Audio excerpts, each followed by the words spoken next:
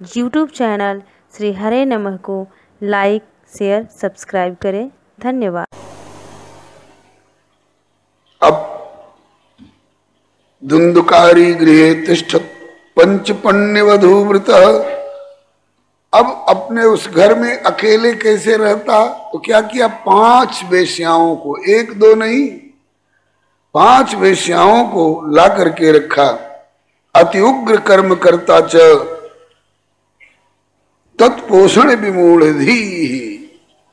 उन्हीं 5 के पोषण में मूढ़ ही नहीं विमूढ़ धी, विशेष रूप से मूढ़ बुद्धि होकर के और उन्हीं 5 को पोसने लगा। और उनको पोसने के लिए धन कहां से आवे, वो तो धन की यार है। तो अत्युग्र कर्म करता च, चोरी डकैती हिंसा हत्या लूट मार इत्यादि के कर्म करने लगा। एकदा कुलटास्तास्तु भूषणान्यभिलिप्सवः तदर्थम निर्गतो गेहात् कामंधो मृत्युमस्मरन्। एक समय उन कुलटाओं ने, उन वेश्याओं ने कहा कि हे प्रियतम, बहुत दिन आपके साथ हो गए रहते हुए, हम लोग कभी भी एड़ी से चोटी तक अपने को सोने चांदी सोने के गहनों से मढ़ी हुई नहीं देख पाई। जैसे हो एक बार हम लोगों को सोना से मढ़ दीजिए एड़ी से चोटी तक। अब हम सब चांदी के गहने नहीं पहनेंगी, आपके राज्य में हम चांदी के गहने पहनेंगी, अगिल्टी के, अरे सोना के गहने पहना। तो भूषणान्य अभिलिप्सवा, गढ़ के नहीं कह रहा हूं, लिखा है भूषणानि अभिलिप्सवा, भूषणों की अभितः परितः सर्वतः लिप्सा में। तदर्थम निर्गतो गेहात्, घर से निकल गया, अच्छा जा रहा हूं, लाऊंगा कमाई करके, जैसे भी होगा। चोरी डकैती करेगा और का, इतनी जल्दी कहीं रखा हुआ है जो जाकर के पेड़ पर से तोड़ के ले आएगा सोना। तदर्थम निर्गतो गेहात् कामांधो मृत्युम स्मरन, मृत्युम अस्मरन, मृत्यु को भी याद नहीं करता था कि कभी मरना ही होगा। मृत्यु को भूला हुआ प्राणी ही गलती करता है। जो जानता है कि एक दिन मरना है वो गलत काम नहीं करेगा। यतस्ततश्च संहृत्य वित्तम वेश्म पुनर्गतः, जहां तहां से, यतस्ततश्च मैंने जहां तहां से, संहृत्य मैंने हरण करके, चुरा करके, छीन करके, वित्तम मैंने धन, वेश्म पुनर्गतः फिर घर को लौट आया। और ताभ्यो यच्छत्स वस्त्राणि भूषणानि कियन्ति च, बड़े आकर्षक आकर्षक, लूट का माल था ही, बड़े आकर्षक आकर्षक वस्त्राणी और भूषणानी उन 5 वेश्याओं को दिया। बहुवित्त चयम दृष्ट्वा रात्रौ नार्यो व्यचारयन् चौर्यम करोत्यसौ नित्यम अतो राजा ग्रहीष्यति। उन 5 ने आपस में सलाह किया उसी रात में, जिस रात में इसने बहुत वस्त्र और आभूषण ला करके उनको दिए, उसी रात में उन 5 दुष्टाओं ने सलाह किया कि चौर्यम करोत्यसौ नित्यम, ये रोज चोरी का काम करता है। अतो राजा ग्रहीष्यति, कभी न कभी पकड़ा जाएगा और राजदंड के फंदे में पड़ेगा। फिर ये तो दंड का भागी होगा ही, जेल में जाए चाहे फांसी पर चढ़ाया जाए। हमारे यहां भी तलाशी आएगी और हमारे सारे गहने और कपड़े सरकार के द्वारा जब्त कर लिए जाएंगे। इसलिए क्या करना चाहिए, बोले वित्तम हृत्वा, इसके सारे धन तो हम लोग हरण कर ही चुकी हैं, और भी कुछ हो इसके गांठ में उसका भी हरण कर लें। और पुनश्चैनम मारयिष्यति निश्चितम, पहले तो राजा इसके धन को हरण करेगा और इसको मारेगा राजा। अतोर्थम गुप्ते गूढ़म अस्माभि किम न हन्यते, किसी दिन राज्य दंड पा करके ये मारा जाए, इसकी पोल खुले और हम पकड़ी जाए, हमारा धन हरण हो इससे, तो अच्छा है कि इसके पहले हम ही लोग इसको मार डालें, हम ही पांचों मिल करके इसको मार डालें। तो उन पांचों ने सलाह किया कि आज रात को इसको मार डालो। कैसे मार डालो?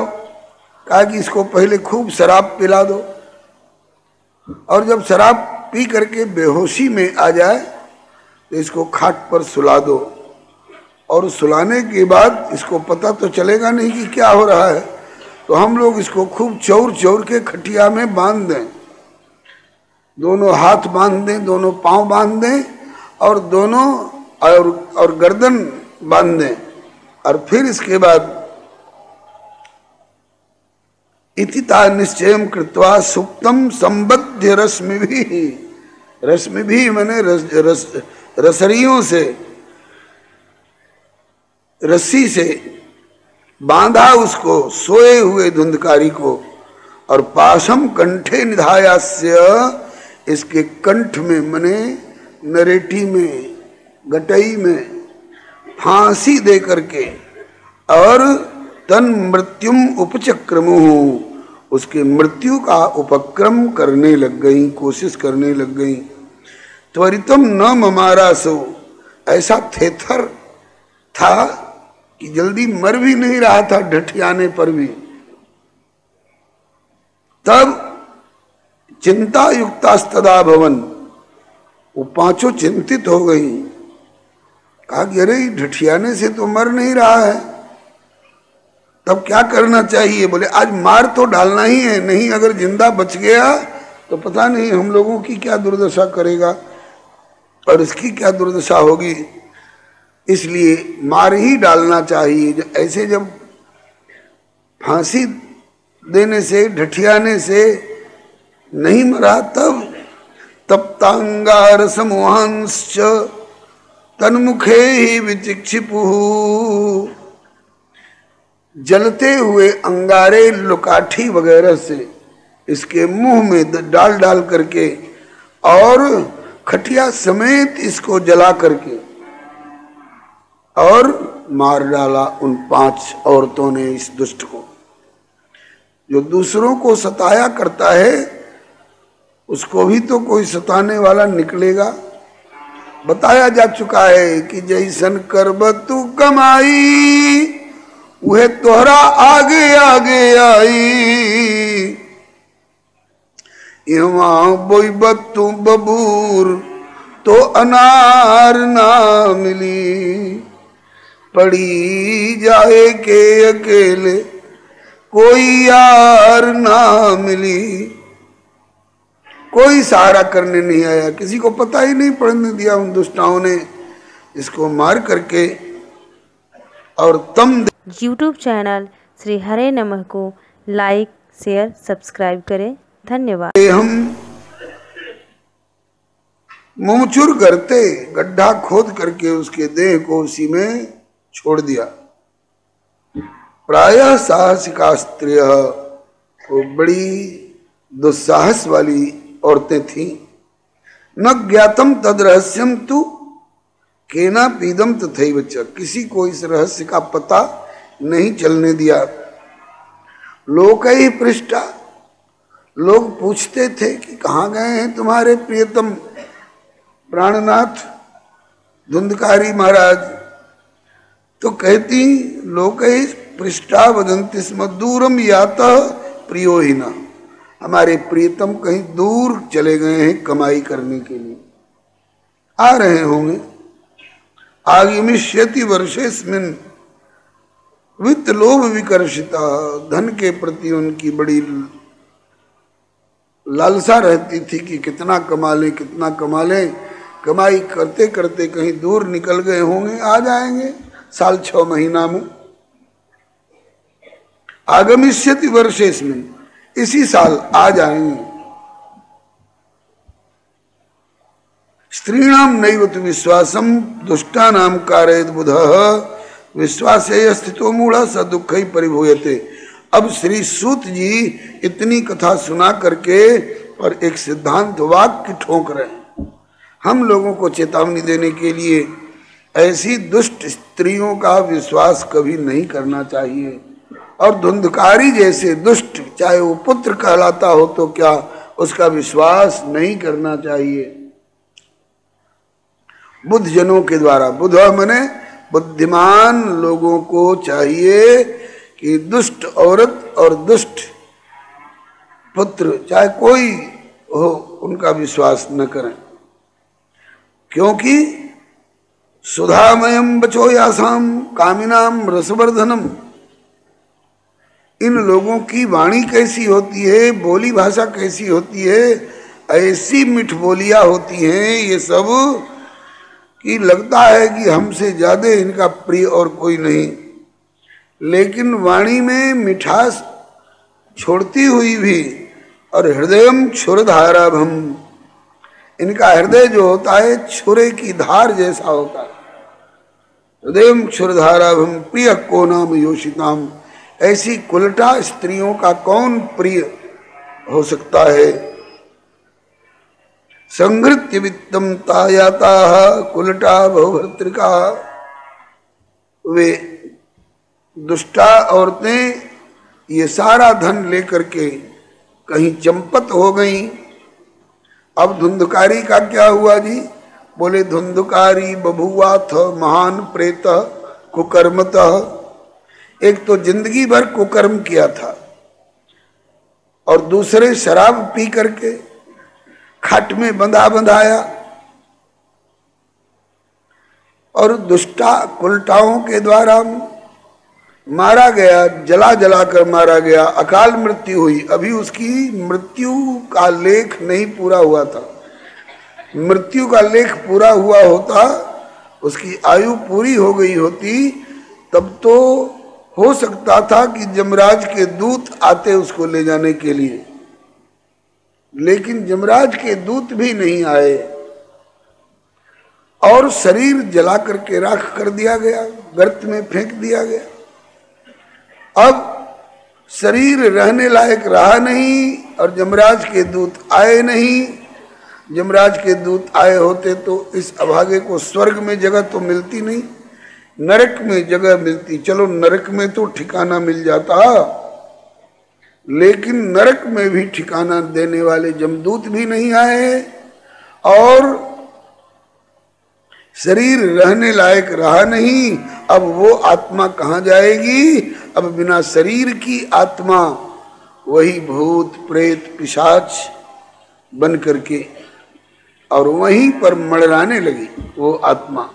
वात्यारूप धरो नित्यम धावन दश दिशोंतरम, वो वायु का रूप धारण करके और बवंडर का रूप धारण करके कभी इधर कभी उधर बौआता फिरता था दसों दिशाओं में।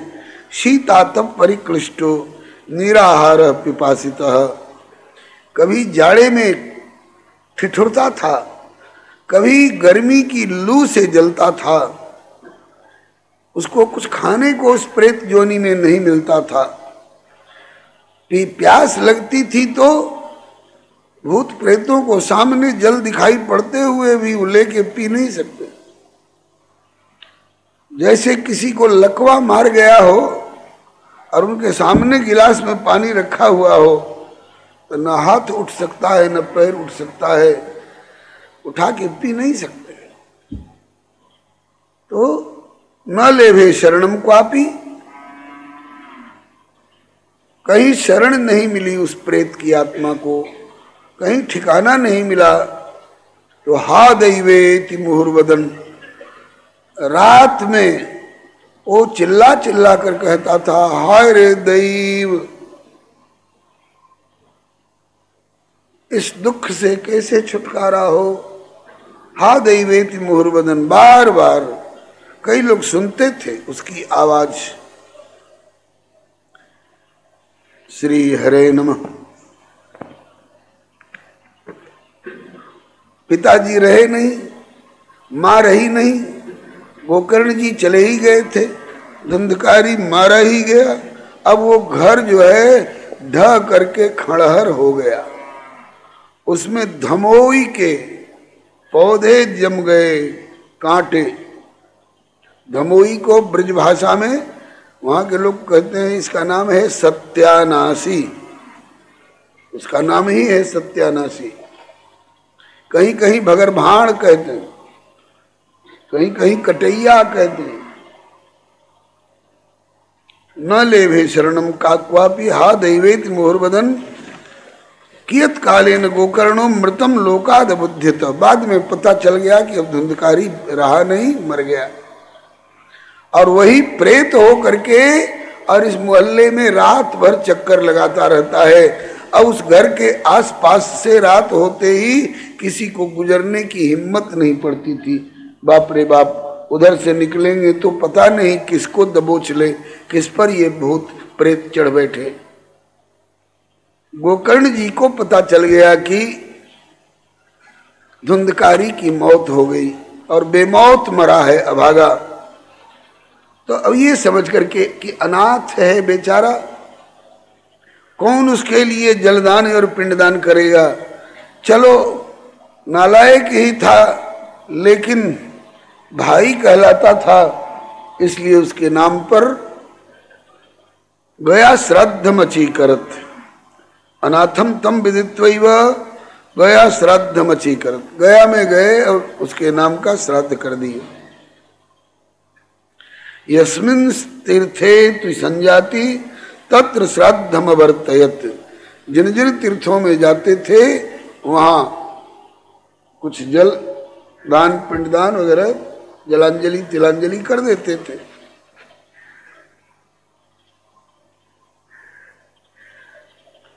इस प्रकार से एवं भ्रमंस गोकर्ण, इस तरह से जहां तहां घूमते हुए विचरते हुए गोकर्ण स्वपुरम समुपेयवान, वे गोकर्ण जी कभी अपनी जन्मभूमि पर आ गए।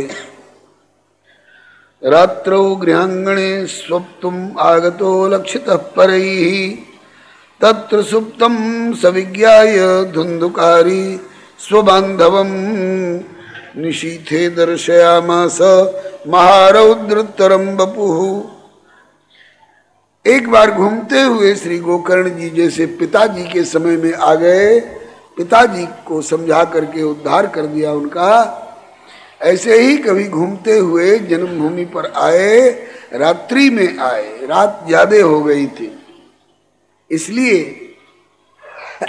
श्री हरे नमः, रात ज्यादा हो गई थी इसलिए किसी के दरवाजे पर, किसी के बरामदे में नहीं गए। YouTube चैनल श्री हरे नमः को लाइक शेयर सब्सक्राइब करें। धन्यवाद। सोचा कि टूटा फूटा ढहा ही घर सही है ही, इसी में आज रात बिता ले।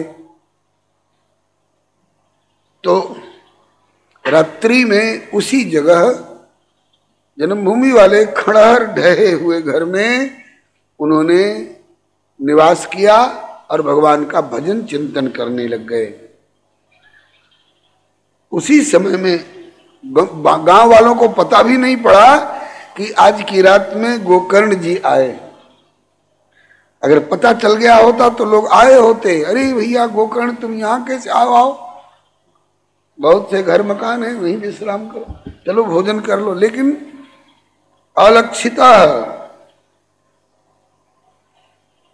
पर ये औरों के द्वारा अलक्षित, माने किसी को पता नहीं पड़ने पाया कि आज रात में गोकर्ण जी आए हैं।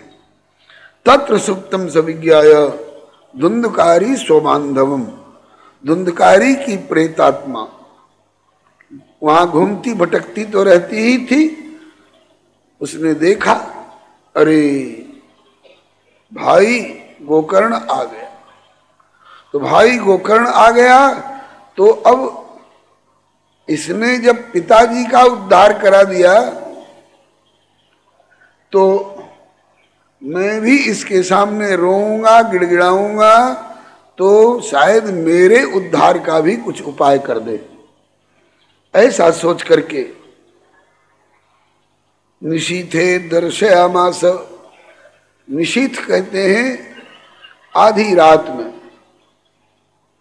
दर्शयामास महारौद्र तरम बपु, बड़ा विशाल शरीर धर करके। भूत प्रेतों में वासना में स्वरूप होता है, उसका शरीर से संबंध नहीं होता है। मन, बुद्धि, चित्त, अहंकार, जो सूक्ष्म शरीर है इन चारों से बना हुआ, उसी तरह से जैसे हम लोग रात में सपने में कभी आकाश में उड़ने लग जाते हैं, कभी पानी में डूबने लग जाते हैं, कभी भैंसा खदेड़ता है तो भागा नहीं जाता है, सांप काटता है तो चिल्लाया नहीं जाता है, ऐसे ही भूत प्रेत का ये स्थूल शरीर दिखाई पड़ने वाला नहीं होता है, उनका वासना में शरीर होता है। स्थूल शरीर तो नष्ट हो गया वेश्याओं के द्वारा आग में जलाकर, लेकिन सूक्ष्म शरीर नष्ट नहीं होता। हमने किसी के मन को जला दिया, किसी की बुद्धि को जला दिया, किसी के चित्त को जला दिया, किसी के अहंकार को फूंक दिया, ये नहीं होता है। सूक्ष्म शरीर रहता है। सूक्ष्म शरीर वासना में होता है। उस वासना में शरीर से वो प्रेतात्मा अनेक अनेक रूप धर धर करके थोड़ी थोड़ी देर में, सकृत मेघा, एक बार भेड़ा का रूप धर के खड़ा हो गया। देखा गोकर्ण जी ने कि एक भेड़ा मेरे सामने खड़ा है। सकृत हस्ती, इतने में देखा कि भेड़ा तो गायब हो गया और वहां एक हाथी खड़ा है। सोचा कि अरे भेड़ा कहाँ चला गया, ये हाथी कहाँ से खड़ा हो गया यहाँ। इतने में हाथी भी गायब हो गया। सकृत महिषो भवत, भैंसा खड़ा है, ऐसा देखा। सकृत इंद्र, कभी इंद्र के समान देवता का रूप धर करके और वज्र लिए हुए दिखाई पड़ने लगा। हमरे राम कभी जाते हैं उधर चौसा की तरफ में और उससे भी आगे, तो एक जगह देखा है एगो सड़क के किनारे एगो छोटा सा बिना दरवाजे का कमरा बनाया हुआ है, एगो काला कलूटा पुतला खड़ा किया गया है और वहां का लिखा है हो भूत बाबा है, दैत्रा बाबा। अरे राम राम। तो ये भूत प्रेतों का शरीर वासनामय होता है। कभी सकृत मेघ, सकृत दस्ती, सकृत महिषो भवत, सकृत इंद्र, सकृत चाग्नि। इतने में देखा कि इंद्र भी गायब हो गए और वहां आग जलने लग गई। पुनश्च पुरुषो भवत, वो आग बुझ गई और वहां एक आदमी खड़ा दिखाई पड़ने लगा। दूसरा कोई होता कमजोर दिल वाला, जिसका भगवान और भक्ति और भजन से कोई मतलब नहीं होता, तो कलेजा कांप के वहीं हार्ट फेल हो गया होता।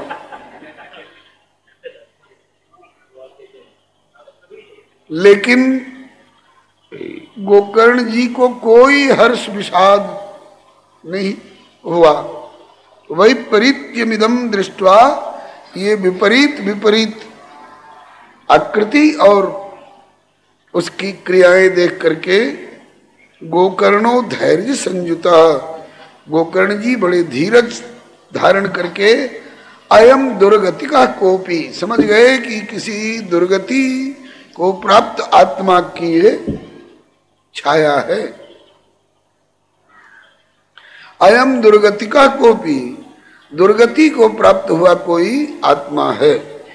निश्चित्याथ तम अब्रवीत, ऐसा निश्चय करके और तब तम अब्रवीत मने उससे कहने लग गए। गोकर्ण उवाच, गोकर्ण जी बोले, कस्त्वम उग्रतरो रात्रौ कुतो यातो दशामिमां, किं वा प्रेतः पिशाचो वा राक्षसोऽसीति संसन शंसन। कस्तुम, तुम कौन हो? बोले कि तू कौन है? गोकर्ण जी बोले उस आत्मा से, कौन है तू?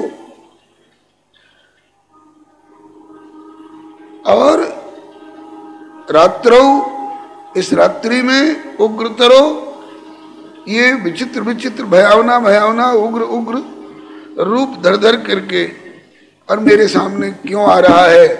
कुतो या तो दशामिमाम, तुम क्यों इस दशा को प्राप्त हुए हो। किम वा प्रेत, कोई प्रेत हो, पिशाचो वा, अथवा कोई पिशाच हो, ये उनकी जाति है, प्रेत पिशाच भूत कुष्मांड बेताल, अथवा राक्षसों से, तुम राक्षस तो नहीं हो कोई। संसन, बताओ मुझे, अपने बारे में बता। सूत उवाच एवं पृष्ठस्तदा तेना, इस प्रकार से जब गोकर्ण जी ने पूछा, एवं पृष्ठ, इस प्रकार से पूछे जाने पर, तदा तेना, इसके बाद गोकर्ण जी के द्वारा जब इस तरह से पूछा गया तो रुरोदोच्चैः पुनः पुनः, वो भुकार पार करके पुक्का फाड़ के रोने लगा, रोने लगा। अशक्तो वचनोच्चारे, बोल नहीं पाता था। लकवा मार देता है जिसको बोल नहीं पाता, जीभ तो रहती है लेकिन बोल नहीं सकते। अशक्तो वचनोच्चारे संज्ञा मात्रम, संज्ञा मात्रम चकार, केवल संज्ञा माने इशारा, संकेत बताने लगा कि भैया मैं दुखिया हूं,